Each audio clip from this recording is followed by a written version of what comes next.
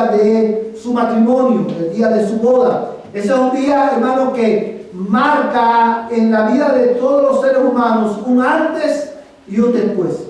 Es un día, hermano, que todos recordamos con amor en nuestros corazones. Todos, es un día que, hermano, constantemente estamos, lo recordamos, no lo olvidamos. Es una experiencia que le contamos a nuestros hijos. Es una experiencia que le contamos a nuestros nietos también, precisamente por la importancia, hermano, que este día tiene. La historia cuenta la experiencia de David y Ana, unos jóvenes, hermanos, que se casaron. Ellos llevaban más de un año planeando su boda. Querían que cada detalle fuera perfecto, desde la decoración hasta la música, los votos que se hicieron, y aún hasta el detalle más pequeño que tenía que ver con el arreglo floral. David y Ana dedicaron más de un año a planear cada detalle de su boda. Cuando finalmente llegó el momento, la emoción se apoderó de todos ellos. Mientras Ana caminaba hacia el altar, todos quedaron maravillados. Los ojos del novio se llenaron de lágrimas al ver a su novia radiante, hermosa, llena de alegría. Para ellos, este no era un día cualquiera. Este era el día. El día que marcó el comienzo de un pacto para toda la vida. Un día que recordarían para siempre. Todo en este día era diferente. Era un día especial. El día de la boda para ellos fue un día sagrado y lleno de significado. Sin embargo, hermanos, aunque la experiencia de David y Ana es la experiencia de todos los que han tenido esta gloriosa y extraordinaria experiencia de casarse, la realidad es, hermanos, que porque vivimos en un mundo caído, los matrimonios comienzan con mucha emoción. Es un día especial. Sin embargo, por causa de nuestro pecado, muchas veces este pacto no dura lo que debería durar. Algunos tienen la bendición de llegar a casados hasta el final de sus vidas. Algunos matrimonios terminan muy bien, otros terminan muy mal. La razón por la cual he comenzado mi mensaje en esta mañana haciendo referencia a las bodas es porque el texto que hoy tenemos delante nos habla de una boda. De una boda que no es cualquier boda. Esta es la boda más extraordinaria, hermano, que tendrá lugar en la historia de la humanidad. Hoy quiero compartir con ustedes, hermano, un mensaje titulado La boda del Cordero, la esperanza del pueblo de Dios. Las bodas del Cordero, la esperanza del pueblo de Dios. Y vamos a estar considerando los versículos 6 al 10. Y lo vamos a hacer, hermanos, a través de 3 encabezados principales. Vamos a ver en primer lugar el significado de las bodas del Cordero. Veremos también la preparación para las bodas del Cordero. Y por último estaremos considerando el efecto de las bodas del Cordero. Consideremos, hermanos, entonces, en primer lugar, el significado de las bodas del Cordero. Quiero leer con ustedes nuevamente los versículos 6 y 7.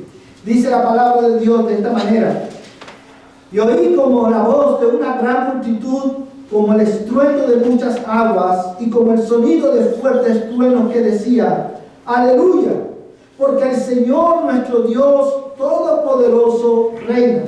Regocijémonos y alegrémonos y démosle a Él la gloria, porque las bodas del Cordero han llegado y su esposa se ha preparado. Hermanos, aquellos que hemos leído la Biblia, aquellos que han tenido la oportunidad, la bendita oportunidad de leer la Biblia de Génesis hasta Apocalipsis, sabemos que en la Biblia Dios usa diferentes metáforas, diferentes imágenes visuales para enseñarnos, para ilustrar el tipo de relación que Dios tiene con su pueblo. Y quizás una de las metáforas más que resalta más en toda la Biblia y que Dios usa más es precisamente la metáfora del matrimonio. Si usted lee el Antiguo Testamento, por ejemplo, usted va a ver que Dios se identifica a sí mismo como el esposo de su pueblo. Y habla de su pueblo como su esposa en el Antiguo Testamento, y cuando venimos al Nuevo Testamento vemos que la Biblia describe a Cristo como el novio de la iglesia y describe a la iglesia como la novia del Cordero.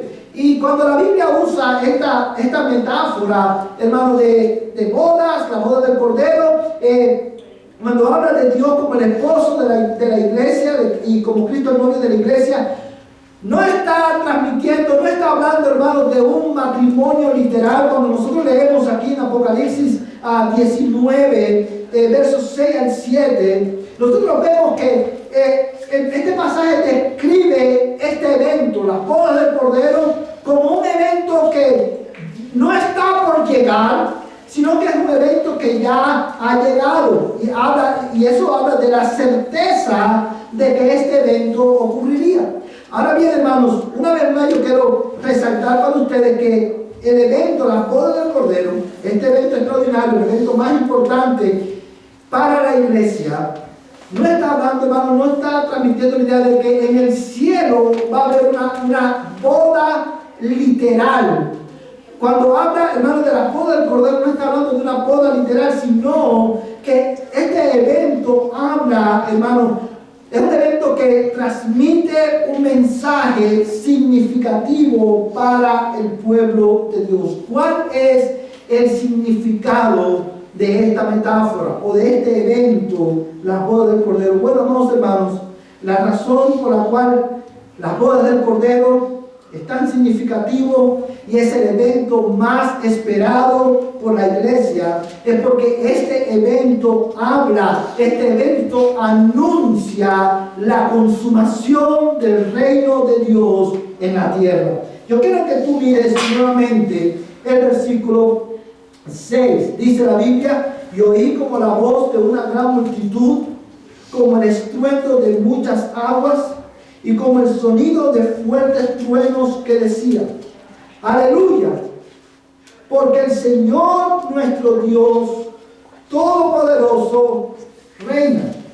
Porque el Señor nuestro Dios Todopoderoso reina. Y en el verso 3, en el verso 7, dice: regocijémonos y alegrémonos y démosle a Él la gloria. ¿Por qué? Porque las bodas del Cordero han llegado y su esposa se ha preparado. Yo quiero que tú notes cómo en este pasaje, amados hermanos, se vincula el hecho de que Dios, el Dios Todopoderoso, reina con las bodas del Cordero. Y la razón por la cual hay este vínculo entre estos dos versículos es precisamente porque las bodas del Cordero, que es el evento, una vez más esperado por la iglesia, anuncia que Dios ha consumado su reino ha sido establecido finalmente en la tierra.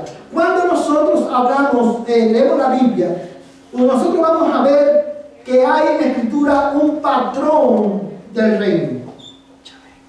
Y una vez más, todos aquellos quizás que han leído la Biblia completa se han podido dar cuenta de esto. Cuando nosotros leemos en Génesis capítulo 1, nosotros vemos, hermanos, el patrón del reino. En Génesis capítulo 1 y capítulo 2, nosotros vemos cuál era el patrón del reino de Dios en la tierra. ¿Cuál era ese patrón? Dios creó todas las cosas, Dios creó a Adán y a Eva, y Dios los creó con la capacidad de poder relacionarse con Él, de tener comunión con Él. Sin embargo, hermano, en Génesis 1 y 2, nosotros vemos que Dios, el hombre gozaba de la bendición de Dios. Dios gobernaba en la creación a través de su bendición sobre Adán y Eva. Sin embargo, en Génesis capítulo 3, nosotros vemos, amados hermanos, que ese reino es interrumpido, si se puede decir de alguna manera, porque Adán y Eva pecaron. ¿Se acuerdan de Génesis capítulo 3? Adán y Eva pecaron y el hombre, Adán y Eva, fueron expulsados del jardín del Edén. El reino de Dios fue interrumpido en ese momento, y esto no significa que Dios dejó de gobernar, porque Él siempre ha estado sentado en su trono. Amén, hermanos. Él siempre ha gobernado. Lo que eso significa cuando digo que su reino fue interrumpido, el reino de Dios fue interrumpido, lo que eso significa es que a partir de ese momento ya Dios no iba a gobernar a través de bendiciones, sino que Dios iba a gobernar a los hombres a través de juicios por causa de su pecado. Y después del libro de Génesis vemos, hermanos, el reino de Dios, un reino parcial, cuando el pueblo de Israel cuando Dios llama a Abraham y hace un pacto con él, y él le dice a Abraham, parte del pacto que Dios hace con Abraham es que en su simiente él sería bendita. ¿Quiénes? Todas las familias de la tierra. En los libros de los profetas nosotros vemos el reino de Dios proclamado. Los profetas hablaron del establecimiento, de la consumación del reino de Dios a través de la persona de Cristo. En el Nuevo Testamento, hermanos, en los evangelios, nosotros vemos el reino de Dios, hermanos, entre nosotros. Cristo vino para establecer su reino en la tierra. Por eso cuando Cristo predicaba, Cristo decía: arrepentíos y creed el evangelio. ¿Por qué? Porque el reino de los cielos se ha acercado. En el libro, hermanos, y en el libro de Apocalipsis, nosotros vemos, amados hermanos, el anuncio de la consumación de este reino. Y cuando la Biblia habla de la consumación del reino de Dios, una vez más no está diciendo, no está implicando que Dios va a comenzar a reinar, sino que lo que está comunicando es que ese día todos los enemigos de Dios serían destruidos. Ese día, amados hermanos, el reino de Dios sería establecido universalmente y toda rebelión del hombre sería disipada completamente.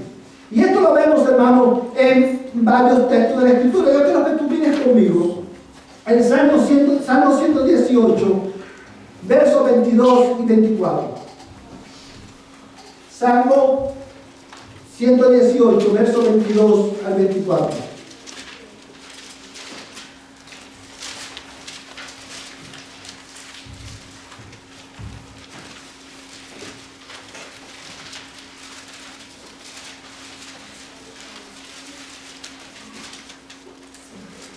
Salmo 118, versos 22 al 24.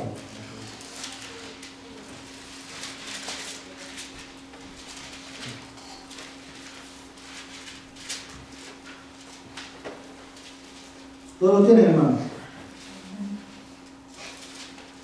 Vamos a leer desde el verso 21, dice la palabra de Dios. Salmo 118, verso 21, dice: te daré gracias porque me has respondido y has sido mi salvación. La piedra que desecharon los edificadores ha venido a ser la piedra principal del ángulo. Obra del Señor es esto, admirable es el día que el Señor ha hecho. Regocijémonos y alegrémonos en él. Fíjate, hermano, cómo estos versículos en el Salmo 18, los versículos que acabamos de leer, es parte del contexto del Antiguo Testamento de lo que Juan ve y oye en Apocalipsis capítulo 19. Si usted se fija, hay una expresión común entre estos dos pasajes, entre Apocalipsis 19 y el Salmo 118. ¿Cuál es esa expresión común? Alegrémonos y regocijémonos en él.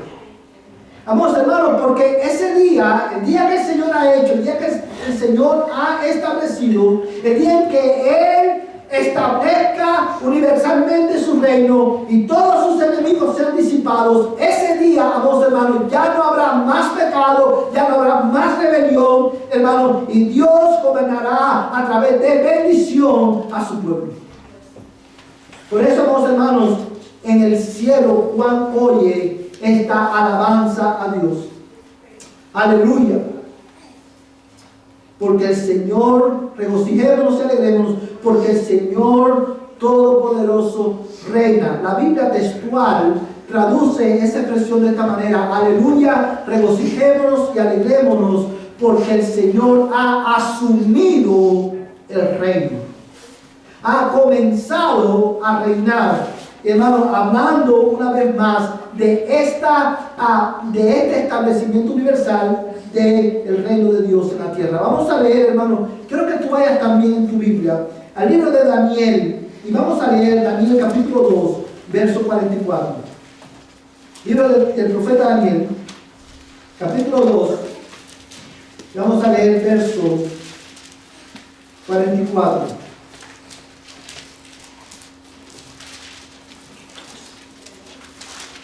Amén.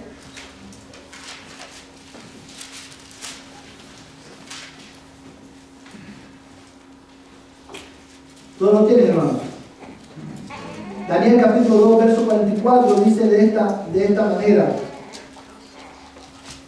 Vamos a leer desde el 44 hasta 45. Dice: en los días de estos reyes, el Dios del cielo levantará un reino que jamás será destruido, y este reino no será entregado a otro pueblo. Desmenuzará y pondrá fin a todos aquellos reinos, y él permanecerá para siempre. Tal como viste que una piedra fue cortada del monte sin ayuda de manos, y que desmenuzó el hierro, el bronce, el barro, la plata y el oro, el gran Dios ha hecho saber al rey lo que sucederá en el futuro. Así pues, el sueño es verdadero y la interpretación fiel. Hermanos, lo que Juan está viendo en el libro Apocalipsis, en el capítulo 19, verso 6, es precisamente el cumplimiento final de este sueño que Nabucodonosor tiene y que Daniel lo interpreta para él. Cuando dice a Juan, cuando oye esta voz en el cielo que dice: aleluya, regocijémonos y alegrémonos porque el Señor Todopoderoso reina, está hablando precisamente, hermanos, del cumplimiento de esta promesa, de la consumación del establecimiento universal del reino de nuestro Dios. Lo cual implica que todas las naciones, todos los reinos de este mundo, todos, hermanos, los gobiernos de este mundo serán destruidos para siempre, y será destruido, y en ese día el reino de Cristo sería establecido. Ahora, ¿ustedes se acuerdan, hermanos, cuando hablábamos hace algunas semanas atrás de la gran ramera de Babilonia? La gran ramera, hermano, la ciudad de Babilonia está compuesta por todas las naciones del mundo que se rebelan contra Dios, que participan activamente contra Dios. Y todas estas naciones, de una u otra manera, están representadas en la estatua que Nabucodonosor ve en su sueño. Y en este sueño que Nabucodonosor tiene, él ve una piedra que es cortada, no por mano de hombre, y esta piedra dice que cayó, destruyó la estatua, y esa piedra se hizo un monte que llenó la tierra. Hablando una vez más de que en el cumplimiento del tiempo el reino de Dios sería establecido finalmente en toda la creación, sobre todas las naciones. Y es por eso que los versículos que acabamos de leer dice, hermanos, en los días de estos reyes. Yo creo que tú leas, hermano, y que tú notes los detalles, las palabras que usa el libro de Daniel aquí. Dice: en los días de estos reyes, el Dios del cielo levantará un reino que jamás será destruido. Y eso significa que este reino sería como un reino eterno.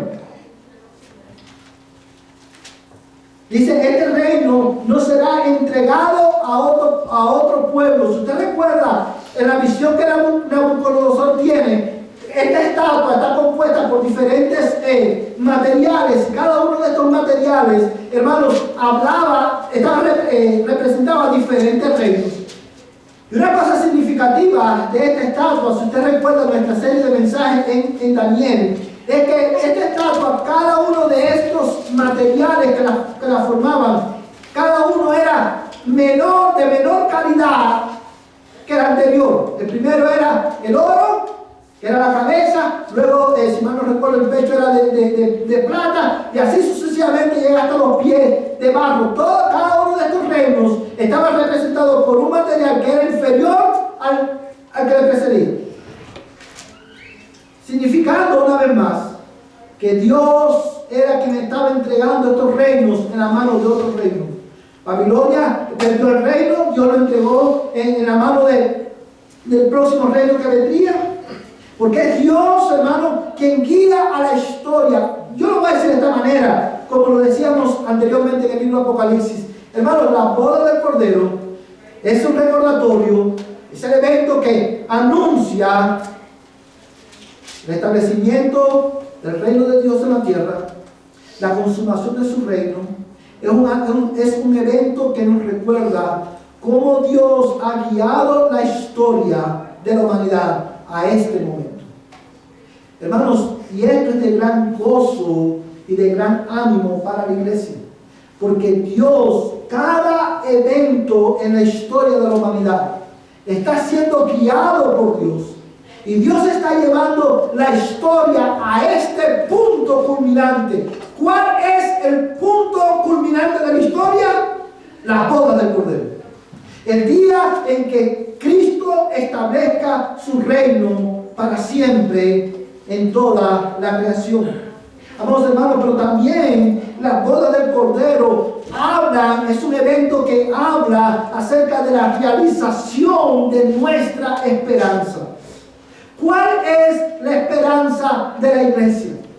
La esperanza de la iglesia no es que todo vaya bien de este lado de la eternidad. La esperanza de la iglesia no es que tú y yo podamos vivir nuestra mejor vida ahora. La esperanza de la iglesia, hermano, es ver a Cristo cara a cara y habitar con Él. Yo quiero que tú mires conmigo, hermano, el verso, vamos a ir, hermano, a Juan capítulo 14, verso del 1 al 3. Juan 14, verso del 1 al 3.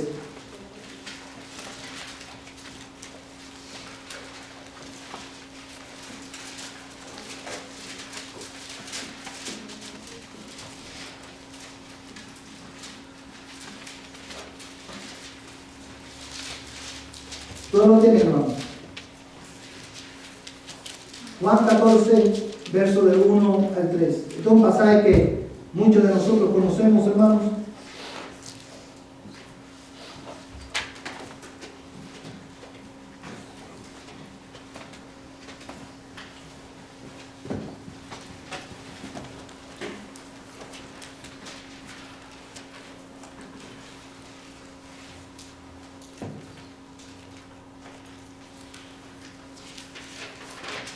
Dice la palabra de Dios de esta manera. Juan 14, verso 1 al 3. No se turbe vuestro corazón. Creed en Dios. Creed también en mí. En la casa de mi Padre hay muchas moradas. Si así no fuera, os hubiera dicho. Porque voy a preparar un lugar para vosotros. Y si me voy y preparo un lugar para vosotros, vendré otra vez y os tomaré conmigo para que donde yo estoy, allí también estéis vosotros. Voy a leer el verso 3 nuevamente. Y si me voy y preparo un lugar para vosotros, vendré otra vez y os tomaré conmigo para que donde yo estoy, allí estéis también vosotros. Hermanos, yo creo que no hay un pasaje en la Escritura que describa con tanta claridad cuál es la esperanza de la iglesia. Esperanza que se volverá una realidad el día en que Cristo venga por nosotros. La boda del Cordero es este evento, hermano, donde nuestra esperanza se hace realidad. Cuando es este evento, hermano, que anuncia el comienzo de la realización, de la consumación no solamente del reino de Dios, sino también de nuestra salvación. Yo quiero que tú mires conmigo con detenimiento el verso 3. Dice, si yo me voy y preparo un lugar para vosotros, vendré otra vez. Vamos a hacer una pausa aquí por un momento. ¿Ustedes recuerdan cuál es? No sé cuándo ustedes han leído el capítulo 14 del Evangelio de Juan. Este fue, by the way, como dicen los americanos, este fue la primera serie de predicación en nuestra iglesia que yo prediqué, hermano, fue en el Evangelio de Juan. Hace ya un poquito más de 8 años. Pero en el contexto de este capítulo, hermano, el capítulo 14, Cristo está anunciando a sus discípulos que Él iba a morir y que ya ellos no lo verían más. Y es por eso que en el versículo 1, Él le dice a sus discípulos, no se turbe vuestro corazón. Creed en Dios, creed también en mí. Y en el versículo 3, Él les dice, y si me voy y preparo un lugar para vosotros, fíjate lo primero que dice, vendré otra vez. La razón por la cual yo digo que quizás este no es un versículo que describa con tanta claridad la naturaleza de nuestra esperanza, es porque, hermanos, claramente en este verso nosotros vemos que Jesús está haciendo una promesa a su pueblo. Yo voy a preparar, si me voy a preparar un lugar para vosotros y vendré otra vez. La esperanza gloriosa de Jesucristo, que será consumada en la boda del Cordero, es, hermano, la venida gloriosa de nuestro Señor por la iglesia. Esa es nuestra esperanza, que Cristo vendrá de nuevo por nosotros, que Cristo vendrá por la iglesia, hermanos. Y no solamente esto, sino que dice el texto, y os tomaré conmigo para que donde yo estoy, allí estéis también vosotros. ¿Cuál es la esperanza de la iglesia? No solamente que Cristo vendrá por la iglesia, sino que ese día estaremos para siempre con el Señor. Oh, hermanos, cuán instructivo es esto para nosotros. La razón por la cual las bodas del Cordero es el evento más esperado por la iglesia es porque ese día Cristo vendrá por nosotros, le veremos cara a cara y estaremos con Él para siempre. Esa es nuestra esperanza. Quiero enfatizar algo, hermano, que lo he visto mucho en estos últimos tiempos. De la misma manera que la esperanza de la iglesia no es que vamos a vivir nuestra mejor vida ahora, tampoco la esperanza de la iglesia, hermano, no es, fíjate, yo quiero ser lo más sensible, hermano, con esto que yo pueda. Pero es mi responsabilidad como pastor, hermano, enseñar la verdad de la Escritura. La esperanza de la iglesia, de los cristianos, no es que cuando Cristo venga o cuando nosotros muramos y estemos con el Señor, vamos a ver a nuestros familiares queridos. Esa no es la esperanza de la iglesia.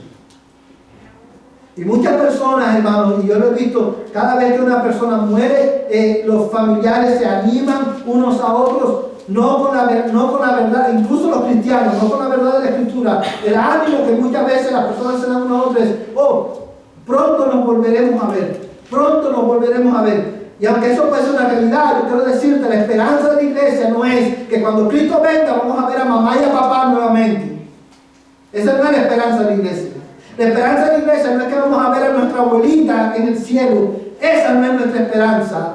Lo que domina nuestra esperanza, que se hará una realidad en las bodas del Cordero, es que ese día veremos a Cristo tal como Él es y estaremos con Él para siempre. Amén. Esa es nuestra esperanza, que se hará realidad el día en que Cristo venga por nosotros. Ese día su reino será consumado. Estaremos con Él para siempre. Mira cómo el libro de Apocalipsis, hermano, refleja esta verdad también. Yo creo que tú vayas a otro pasaje de la Escritura. Vamos a ir a Apocalipsis de nuevo. Y vamos a ver, hermanos, Apocalipsis capítulo 21. Mira cómo dice este texto, hermano. Apocalipsis capítulo 21.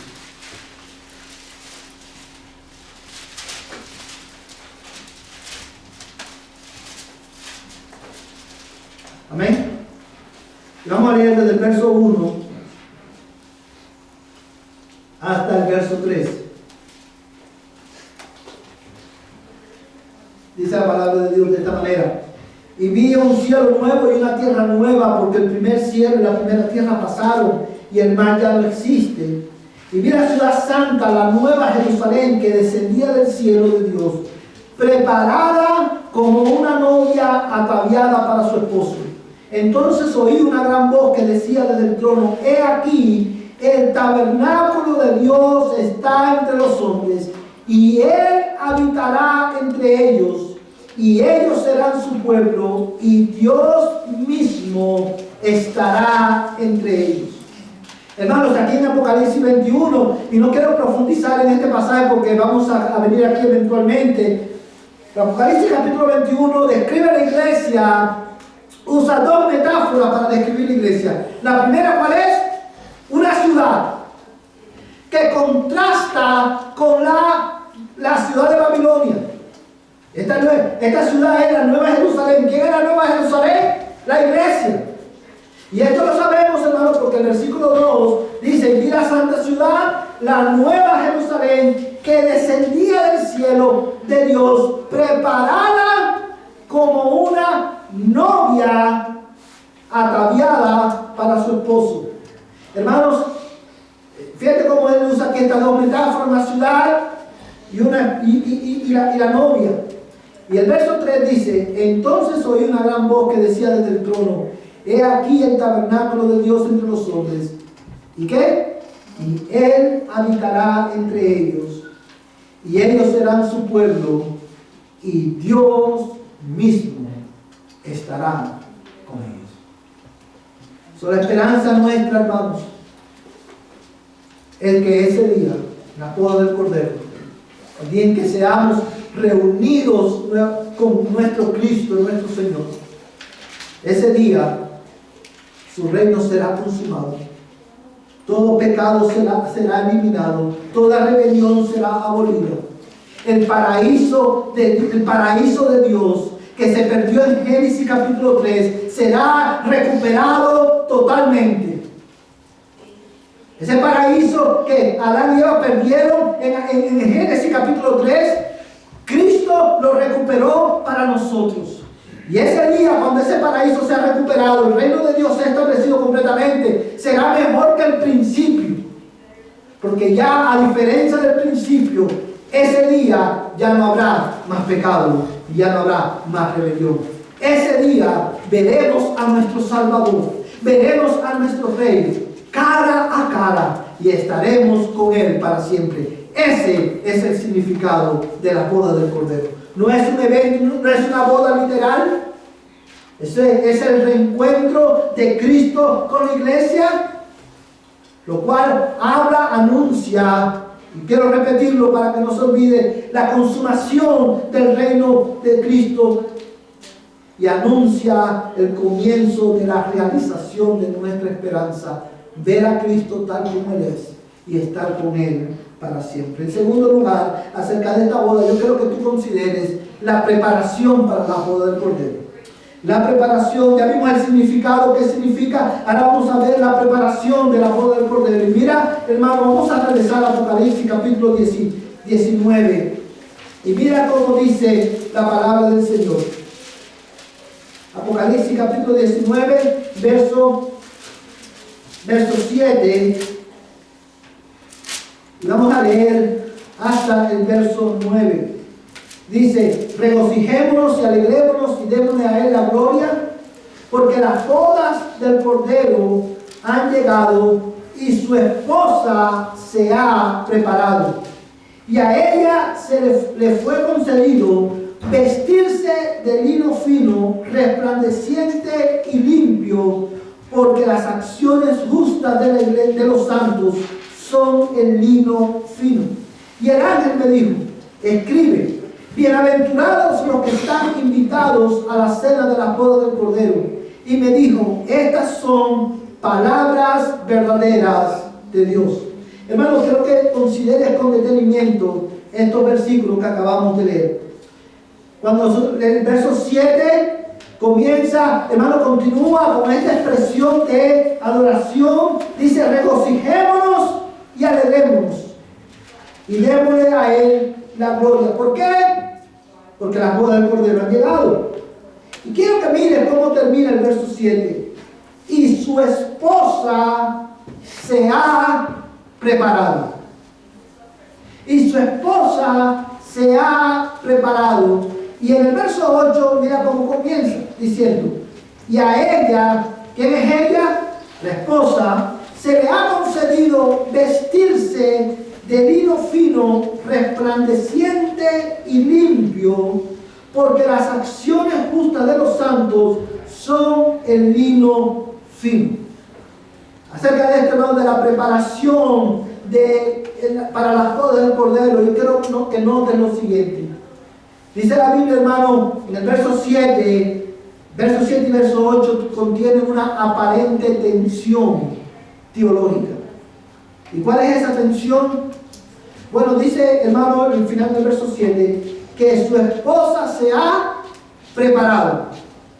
Cuando tú lees ese versículo, la idea que transmite, o que muchos pudieran interpretar, es que la iglesia se esfuerza o se hace todo lo posible por estar lista para la boda.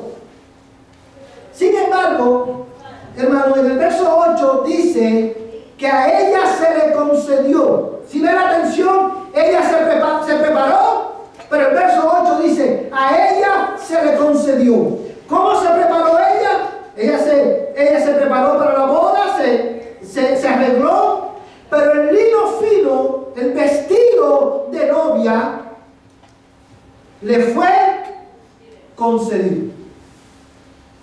El vestido de novia, sí puede ver esto, hermano, sí puede ver la atención. Ella se preparó, ¿cómo se preparó? Vistiéndose de novia. Pero el vestido, el lino fino, le fue dado. Y esto es muy importante, amados hermanos, por dos razones. En primer lugar, esta atención nos enseña que la iglesia debe vivir una vida caracterizada por una creciente obediencia al Señor. Y esto es lo que significa cuando dice, su esposa se ha preparado. En lo que nosotros esperamos, el advenimiento de Cristo, entre nosotros esperamos, hermanos, que llegue el día en que Cristo regrese por nosotros y estemos con Él para siempre. Mientras nosotros, la iglesia, esperamos, hermano, el día en que podamos ver a nuestro Señor cara a cara, la iglesia debe de prepararse para ese día. La iglesia, y esta espera, y lo voy a decir de esta manera, la espera, hermano, de este día no es una espera pasiva. ¿Sí sabe cuando, por ejemplo, usted está en una fila, en una tienda, o usted va al doctor y en una fila, usted va y se hace el check-in, y qué le dicen si hay gente, le dicen, siéntese, ¿y qué? Y espere. Y el esperar transmite esta idea de pasividad. Voy a estar sentado en una silla, en el teléfono o leyendo una revista hasta que me llamen. Bueno, esta espera de la iglesia no es una espera pasiva, es una espera activa. La iglesia, la verdadera iglesia, vive sus días esperando, anticipando las bodas del Cordero, nuestro encuentro con Cristo, y en lo que esperamos nos preparamos para ese día. Hermanos, en otras palabras, cuando dice la iglesia, la novia se ha preparado, está hablando, hermanos, precisamente de esa intencionalidad de vivir una vida santa delante de Dios. Y esta verdad, hermanos, esta verdad está a través de toda la Biblia.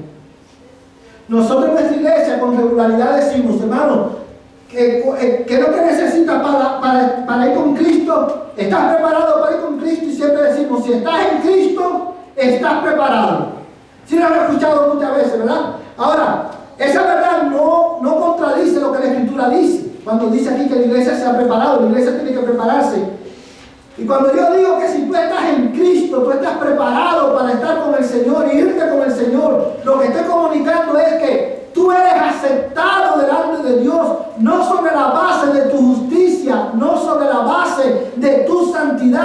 la santidad de tu vida, tu obediencia, no es la base de tu salvación, sino que es la evidencia de tu salvación. En ese sentido, si tú estás en Cristo, tú estás preparado porque no es en tu justicia, sino en la justicia de Cristo. Pero si tú estás en Cristo, tú vas a vivir una vida que refleje el carácter santo de Dios. Amados hermanos, yo quiero que tú leas conmigo dos pasajes de la Escritura que hablan claramente de esto. Quiero que vayas a 1 de Juan capítulo 3, versos del 1 al 3. 1 de Juan capítulo 3, versos del 1 al 3.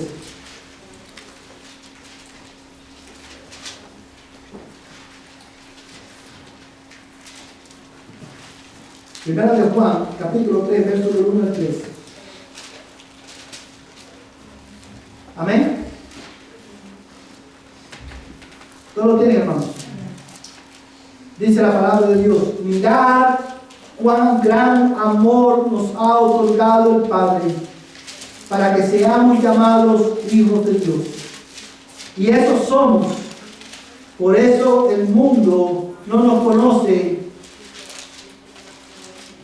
porque no le conoció a Él. Amados, ahora somos hijos de Dios, y aún no se ha manifestado lo que habremos de ser, Pero sabemos que cuando Él se manifieste, seremos semejantes a Él, porque le veremos como Él es. Y todo el que tiene esta esperanza puesta en Él, se purifica a sí mismo, así como Él es puro. ¿Cuál es la esperanza, una vez más? Que cuando Él se manifieste, y que cuando Él se manifieste, le veremos tal y como Él es. Y dice Juan, inspirado por el Espíritu Santo, el que tiene esta esperanza puesta en Él, se purifica a sí mismo como Él es puro. Hermanos, el hecho de que nosotros vivimos esperando el advenimiento de Cristo, la boda del Cordero, eso debe mover a la iglesia a prepararse para ese día, a vivir una vida marcada por una creciente obediencia al Señor. Pero también, amados hermanos, la otra parte de la atención, bueno, vamos a ir a Pedro, hermano. El segundo pasaje que quiero leer, vamos a irse a 2 de Pedro, capítulo 3, versos 11 al 12. Pedro está antes de Juan, hermanos. 2 de Pedro, capítulo 3, versos del 11 al 12.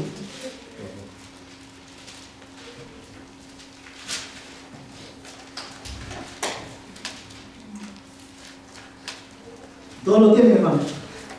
Dice la palabra de Dios de esta manera: puesto que todas estas cosas han de ser destruidas de esta manera, ¿qué clase de personas no debéis ser vosotros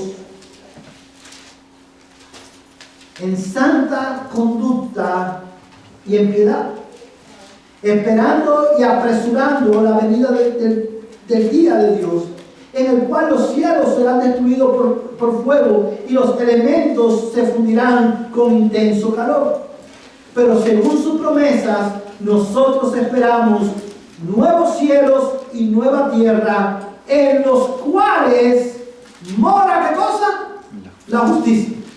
Hermano, piensa conmigo por un momento en esto, porque evidentemente es a esto a lo que se refiere, hermanos, Juan, cuando dice que es la novia del Cordero, que es la iglesia, se ha preparado, porque la iglesia se vive una vida anticipando la venida de Cristo, y como parte de esa anticipación es, hermano, vivir vidas que glorifiquen su nombre, que reflejen el carácter justo de Dios. Y esto lo vemos, hermano, en que Pedro, hablando del día del Señor, él dice que debido a que todas estas cosas este mundo perecerá, debido a que la gran Babilonia será destruida, él hace una pregunta retórica o una afirmación: ¿qué clase de personas no deben ser vosotros en santa conducta y en piedad? Pero según, y en el verso 13 dice: pero según su promesa, nosotros esperamos cielo nuevo y tierra nueva, en los cuales mora la justicia. Hermanos, ¿qué es la justicia? La justicia es vivir en conformidad a la ley de Dios. Y lo que está diciendo que precisamente lo que hemos dicho desde un principio, en ese día, cuando su reino sea consumado, ya no habrá más pecado, que allí morará la justicia. Y porque allí morará la justicia y nosotros esperamos ese día, tú y yo debemos vivir una vida santa y piadosa delante de Dios. Si tú eres verdadero creyente, si tú estás en Cristo, si tú eres parte de la novia del Cordero, tú vas a vivir cada día, hermano, de una manera santa y piadosa delante de Dios. Tú vas a vivir una vida en conformidad a la ley de Dios, no para que Dios te salve, sino porque ya tú has sido salvo por el Salvador, porque ya Dios ha transformado tu vida, porque ya Él te dio un nuevo corazón, porque Él te ha transformado. Ahora tú vas a vivir una vida que refleje su carácter, porque tú vives tu vida esperando el día en que tú le veas y puedas estar con Él para siempre. Ahora, mi pregunta para ti en esta mañana es, tú que te llamas cristiano, tú vives una vida santa y piadosa delante de Dios. Tu manera de hablar, tu manera de pensar, tu manera de vivir, tu manera de vestir, tu manera, cada área de tu vida refleja el carácter santo de Dios. Esa es una pregunta que tú y yo debemos respondernos en esta mañana. Porque la iglesia se prepara para encontrarse con su Señor. ¿Y cómo se prepara? Hermano, la manera de nosotros prepararnos, yo quiero que vamos a regresar, hermano, a Apocalipsis, capítulo 19.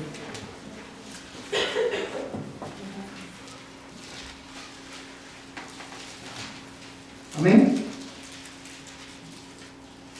Apocalipsis capítulo 19, mira el verso 8. Y a ella se le concedió vestirse de lino fino, resplandeciente y limpio, porque las acciones justas de los santos son el lino fino. Hermano, yo quiero que tú pienses por un momento en esto. Dios demanda de ti, ¿qué cosa? Que viva una vida santa. Si tú estás en Cristo, si tú eres parte de la iglesia, tú te vas a preparar para encontrarte con tu Salvador. Y porque Él es santo, tú quieres reflejar el carácter del Dios que te salvó. Y tú eres, por eso que la Biblia dice, como veíamos el miércoles, que los cristianos, la Biblia nos llama a ocuparnos en nuestra salvación con temor y temblor. Debemos de enfocarnos en abundar en los frutos de nuestra salvación. ¿Y cuáles son los frutos de la salvación? Una vida santa y piadosa delante de Él. Ahora mira el verso 8. El verso 8 nos está diciendo, hermano, que a ella se le concedió vestirse de lino fino. Y mira el contraste, la atención una vez más. Ella se preparó viviendo una vida santa, viviendo, hermanos, de una manera justa, pero esa justicia y esa habilidad de cambiarse y de prepararse vino ¿de quién? De Dios. A ella se le ha concedido, hermano. Lo que esto significa es que en preparación para la iglesia, para ese día, la novia de Cristo, que es la iglesia, debe ser intencional en vivir vida santa. Y en segundo lugar, para ello debe de hacer uso de los medios que Dios ha provisto para su transformación. ¿Cómo la iglesia se prepara? Haciendo uso de los medios que Dios ha provisto para su santificación. ¿Y cuáles son los medios que Dios ha provisto para su santificación? Hermanos, lo vimos el miércoles. La predicación de la palabra de Dios, la oración, pero también Dios usa su providencia para santificar. Hermanos, todo esto ocurre en el contexto de la iglesia viviendo, ¿a dónde? En medio de ¿quién? De Babilonia. Lo cual es un recordatorio que Babilonia es necesaria, habitar en Babilonia, en medio de Babilonia, es necesario para nuestra santificación, porque Dios usa aún la maldad de este mundo para santificar a su pueblo. ¿Cómo la iglesia se prepara? ¿Cómo la iglesia crece en su santificación? Bueno, mira, hermanos, nuevamente, mira el versículo 9. Y el ángel me dijo: escribe, bienaventurados los que están invitados a la cena de la boda del Cordero. Y me dijo: estas son palabras verdaderas de Dios. Hermanos, y el verso 10 dice: entonces caí a sus pies para adorarle, y me dijo: no hagas esto, yo soy consiervo tuyo y de tus hermanos que poseen el testimonio de Jesús. Adora a Dios, pues el testimonio de Jesús es el espíritu de la profecía. Mira cómo la iglesia es escrita en el verso 10. Cuando Juan oye este anuncio y oye la voz en el cielo y ve a este ángel dando este anuncio, él queda tan extasiado, tan maravillado, que su respuesta, ¿cuál fue? Tirarse a adorar. Pero el ángel le dijo: no hagas esto, yo soy consiervo tuyo y de tus hermanos. ¿Y quiénes eran sus hermanos? O los hermanos de Juan. Dice el texto: los que retienen, los que poseen el testimonio de Jesús. La única manera de prepararnos para ese día y reflejar crecientemente el carácter glorioso y santo de Dios en nuestra vida es poseyendo y reteniendo el testimonio de Jesús. ¿Y cuál es el testimonio de Jesús? Su palabra. Su palabra. Y esto lo sabemos porque el verso 10 termina diciendo: pues el testimonio de Jesús es el espíritu de la profecía. Otra traducción transmite esta expresión diciendo que la esencia de la profecía bíblica es dar testimonio de Jesús. La esencia de la Biblia es dar testimonio de Jesús. Testimonio que debemos poseer, debemos de interactuar con él, debemos de abrazar ese testimonio y también debemos retener ese testimonio para que podamos vivir vidas que reflejen su carácter. ¿Cómo nosotros nos preparamos? La iglesia debe ser intencional en prepararse para ese día, dando frutos de su salvación, reflejando el carácter santo de Dios. ¿Y cómo lo hace? Haciendo usos de los medios que Dios ha provisto para nuestra santificación. Hermanos, quiero terminar en esta mañana haciendo referencia a la manera en que nosotros debemos responder a esta verdad. ¿Cuál es el efecto? Y aquí no me voy a demorar porque se nos fue el tiempo, pero ¿cuál es el efecto de la boda del Cordero? A la luz de esta verdad, ¿cómo debemos vivir? Bueno, dice, hermano, dice el verso 7, hermano. Quiero regresar por un momento al verso 6, al verso 7. Dice: y así, y oí como la voz de una gran multitud, como el estruendo de muchas aguas, como el sonido de fuerte estruendo que decía: aleluya, porque el Señor nuestro Dios Todopoderoso reina. Regocijémonos y alegrémonos y démosle a Él la gloria, porque las bodas del Cordero han llegado y la esposa se ha preparado. ¿Cuál es el efecto que tiene esta verdad en nuestra vida? Hermano, porque nosotros esperamos este día glorioso. Tú y yo debemos de vivir, hermano. Tú y yo debemos de adorar a Dios gozosamente. Y fíjate que dice el texto: regocíjate y alégrate. No porque tu vida va a ser mejor de este lado de la eternidad. No porque Dios te va a proteger de todo mal de este lado de la eternidad. No porque tu vida va a ir viento en popa y a toda vela. Regocíjate y alégrate porque las bodas del Cordero han llegado. Esa verdad debe producir en ti y en mí una adoración gozosa a Dios todos los días de nuestra vida y cuando nos reunimos con el pueblo de Dios. Hermano, fíjate cómo dice el verso 6: y oí la voz de una gran multitud, como el estruendo de muchas aguas y como el sonido de fuertes truenos. Hermanos, Juan está describiendo lo que él oyó. Y él lo que él oyó fue esto.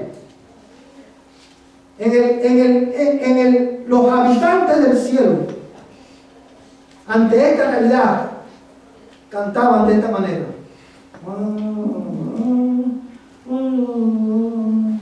grandes y maravillosas son tus obras. ¿Es así como cantaban? No, dice que él oyó un gran estruendo, porque esta era una exaltación exuberante. a Dios. ¿Qué, hermano? Pero no es así como nosotros adoramos. Cuando nosotros adoramos así. Parece lejos de un estruendo, lo que parece. Usted no ha pasado por un lugar donde hay un cuerpo, un animal muerto y hay muchas moscas. ¿Cómo usted siente la mosca? Usted dice, ¿qué clase de mosquera hay? Muchas veces nosotros sonamos como un enjambre de moscas cuando adoramos. Algunos ni siquiera abren los labios, hermanos. Cuando tú vienes a la iglesia a adorar, cuando tú te reúnes con la iglesia, tú estás sencillamente ensayando, preparándote para cuando llegue ese día, y ese día todo el cielo, hermano, adorará de una manera exuberante a Dios. Porque su reino será establecido finalmente y le veremos a Él tal como es. ¿Cómo tú adoras a Dios? Esta verdad debe informar la manera en que tú cantas en la iglesia. Cuando venimos a la iglesia, venimos a celebrar que Cristo resucitó y que Él se fue y que regresará de nuevo para nosotros. Cuando venimos a la iglesia, nosotros venimos para prepararnos para este evento glorioso. Cuando venimos a la iglesia, tú y yo venimos, hermano, a ser recordados de que todavía queda un reposo, que lo mejor está por venir. Y ante esa realidad, nosotros cantamos, adoramos de una manera exuberante a Dios. Él es digno. Lo que Dios ha hecho por ti, por mí en Cristo, merece que tú le adores con toda tu alma, con todo tu corazón, con toda tu mente. Pero también, hermano, esta verdad debe moverte a ti a una creciente perseverancia en la fe. El verso 9, hermano, dice: y el ángel me dijo, escribe, bienaventurados los que están invitados a la cena de la boda del Cordero. Y me dijo, estas palabras son verdaderas de Dios. Entonces caí a sus pies para adorarle. Y me dijo, no hagas esto, yo soy consiervo tuyo y de tus hermanos que poseen el testimonio de Jesús. Adora a Dios. Hermanos, una vez más, mira cómo la iglesia es descrita como los hermanos que poseen, retienen el testimonio de Jesús. La verdad es que Cristo regresará con nosotros. Debemos verte a ti a una mayor perseverancia en la fe. Porque los sufrimientos que tú estás experimentando ahora por causa de Cristo no son comparables con la gloria venidera que en nosotros ha de manifestarse. Una gozosa y exuberante adoración a Dios y una creciente perseverancia de en la fe es el efecto que tiene esta realidad, este evento en la vida de la iglesia. Y yo quiero terminar, hermanos, con tres aplicaciones para nuestra iglesia y para todos los que están aquí. Quiero hablar de la iglesia por un momento antes de terminar. Yo quiero que tú notes cómo en este pasaje el hecho de que Cristo, el Espíritu Santo, describe este evento con la imagen, con la metáfora del matrimonio, habla de la dignidad. Dios ha, hermano, dignificado el matrimonio. Y porque Él es el esposo fiel, si tú, hombre cristiano que estás aquí, si tú estás en Cristo, tú debes reflejar el carácter de Cristo en tu matrimonio siendo fiel a tu esposa. Cuando tú no eres fiel ni en tus pensamientos y en tus actos a tu esposa, tú estás distorsionando el carácter de Cristo. Si tú no has sido fiel a tu esposa, hoy arrepiéntete y pídele perdón al Señor. Y pídele perdón a tu esposa. Si tú has fallado en amar a tu esposa como Cristo ama a la iglesia, arrepiéntete. Él es el esposo fiel que ama entrañablemente a su novia. Si tú eres creyente, y porque Dios ha dignificado el matrimonio, si tú eres esposa cristiana, tú estás aquí y eres cristiana, tú debes de someterte a tu esposo como la iglesia a Cristo. Para que de esa manera reflejemos el Evangelio. El matrimonio tiene como propósito reflejar el carácter de la relación que hay entre Cristo y la iglesia. Y a los que están aquí, jóvenes y adolescentes que no están casados, el matrimonio es un pacto que debemos tomar seriamente. No debemos entrar a él por obligación, no debemos entrar a él a la ligera. El matrimonio es un pacto de por vida.